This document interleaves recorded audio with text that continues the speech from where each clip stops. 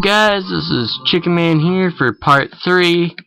So here we go. Mrs. back in proper mind seeks out a man to tell him more. I am walking to find the man. I go out to the door to the room I was in. The man is at a table, sitting down, talking casually with egg and cluck.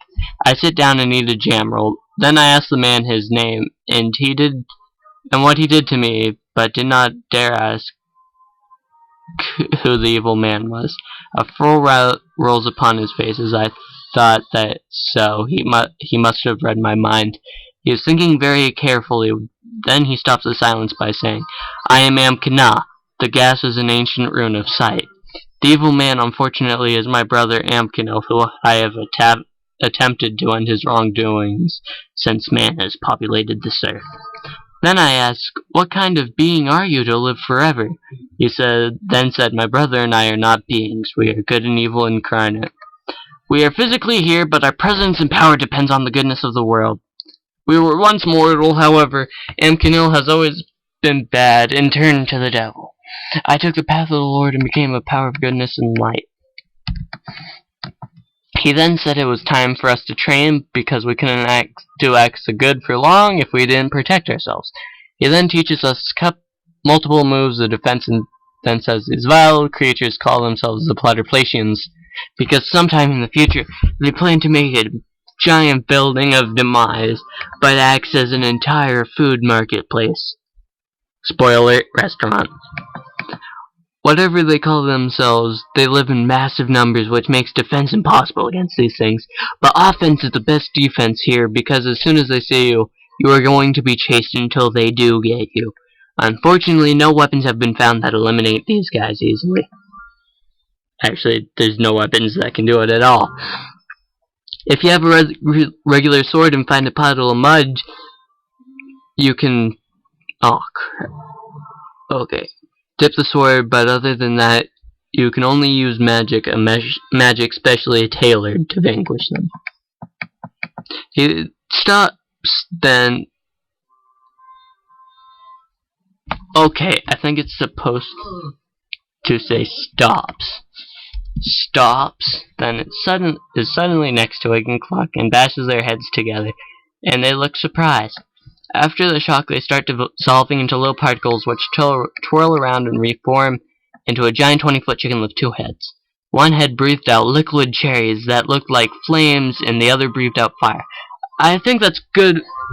I think that's for cooking food or melting walls, though the heat is so intense that the sand near the burst instantly turned into glass. Into glass, guys. No way am I stepping in front of that. He then goes to punch me, and my form suddenly changes to one like a chicken, but is now humanoid. Then I cross my wings, and a shield sprouts from my wings, covering the whole front of my body, which his hand hits against, and a look of pain comes across his face. I gotta feel how hard it is, but as soon as a wing uncrossed, the shield disappeared. He then calculated our abilities and trained us in offensive styles. In battle, mutated Egg and Cluck will stand behind me and the shield while I block anything that comes our way. After a great many hours we eat, the sweat and excursion making us very sleepy. Just as we settle in for sleep, we hear the trampling of many feet. The sand beneath us is bouncing from the massive commotion of footsteps. Egg and Cluck change into the massive chicken.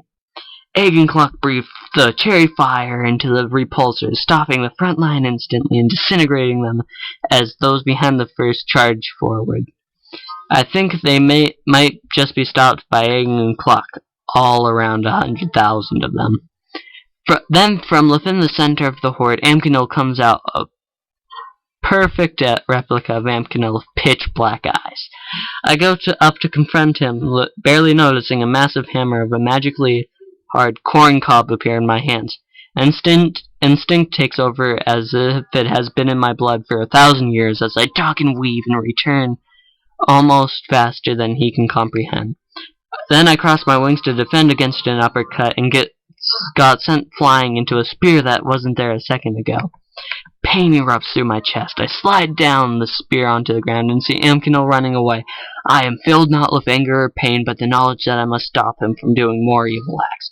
I rip the spear from my chest and throw it as far as I can and run forward. Plants appear, closing the hole in my chest as I run until I am left without a mark.